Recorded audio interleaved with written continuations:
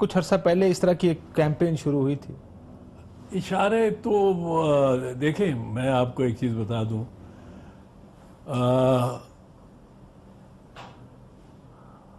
मेरी बरादरी में, जाट बरादरी में बहुत अहमदी है और इसमें कोई ढकी छुपी बात नहीं है और बाजवा बरादरी में भी बहुत है। तो ये तो इशारा सीधा सीधा कर रहा है आर्मी चीफ की तरफ, जो कि यकीनन ISPR ने मेरा ख्याल है कोई बयान भी दिया है, क्लैरिफिकेशन भी की है, पर ये तो तसादम की तरफ, ये तो घटिया बातों पे उतर आए हैं। अब इसने जो नारे लगाए हैं पार्लियामेंट के सीढ़ियों से उतरते हुए, जिसका आप हवाला दे रहे हैं कि ईसाइयों का जो यार है गद्दार है, गद्दार है, हिंदुओं का जो यार है गद्दार है, गद्दार है, अहमदियों का जो यार है गद्दार है, गद्दार है, ये इसके नारे हैं। और अब पाकिस्तान जो कायद-ए-आज़म ने बनाया था, कायद-ए-आज़म ने क्या कहा था?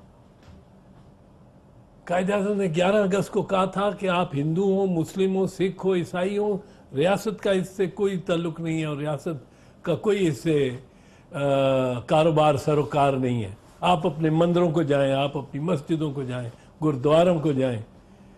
ये क्या कह रहे हैं? ये कह रहे हैं कि नौकरियों से निकाल दें, रोजगार ले लें इनका। रोहिंग्या से जब होता है कुछ तो हमें कितनी तकलीफ होती है, हमारा कलेजा आता है।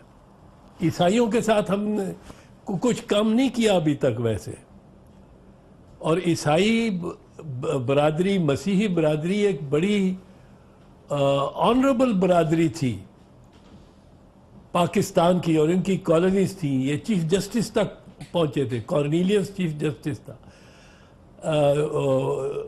सेसिल बी चौधरी पाकिस्तान का मुहाफिज था। 1965 की जंग में हम आराम से सो रहे होते थे कि दुश्मन के जहाज़ों को भगाने के लिए या मारने के लिए सेसिल बी चौधरी का जहाज़ हवा में उड़ रहा है लाहौर के ऊपर और फैसलाबाद के ऊपर और सरगोदे के ऊपर। ये अगर कायद-ए-आज़म ने की जिंदगी में आईन बना होता तो किसने पायलट करना था? पाकिस्तान का आईन, पार्लियामेंट्री अफेयर्स और लॉ मिनिस्टर कौन था? जगन्नाथ मंडल, एक हिंदू। भगवान दास कौन था?